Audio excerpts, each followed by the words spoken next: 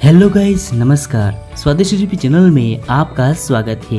आज हम आपके लिए सर्दी, खांसी और जुकाम को ठीक करने वाली एक बहुत ही अच्छी होम रेमेडी लाए हैं। आप इस रेमेडी को अपने किचन में पड़ी हुई चीजों से बना सकते हैं। ये रेमेडी आपके गले को ठीक रखेगी, खांसी को ठीक रखेगी, बलगम को ठीक रखेगी। ये रेमेडी तुरंत फायदा करती है। इसका सेवन कब और कितना करना है ये हम आपको बताएंगे। स्वादिष्ट रेसिपी चैनल की हर नई रेसिपी देखने के लिए चैनल को सब्सक्राइब और इस बेल आइकन को दबाना न भूलें।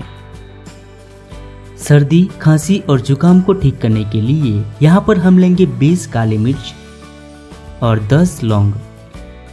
अब इन दोनों चीजों को धीमी आंच पर भून लेंगे। अब ये दोनों चीज भून गए हैं। अब इसे कूट लेंगे।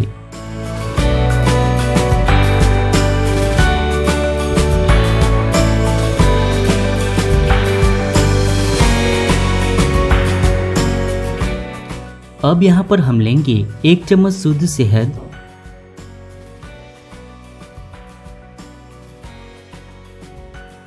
आधा चम्मच अदरक का रस, 1 चुटकी शुद्ध हल्दी पाउडर, 1 चुटकी सेंधा नमक और 1/4 चम्मच पिसा हुआ काली मिर्च और लौंग का पाउडर। अब इन सारी चीजों को अच्छे से मिला देंगे।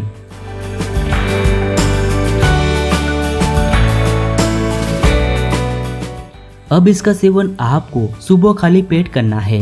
इसका सेवन करने के बाद आपको आधे घंटे तक कुछ भी खाना पीना नहीं है। आधे घंटे बाद आप चाय पी सकते हैं। इसका सेवन करने से सर्दी, खांसी और जुकाम की समस्या ठीक हो जाएगी। तो कैसी लगी आज की ये हमारी होम रेमेडी? अगर अच्छी लगी है तो वीडियो को लाइक और इस वीडियो को शेयर करना ना भूलें।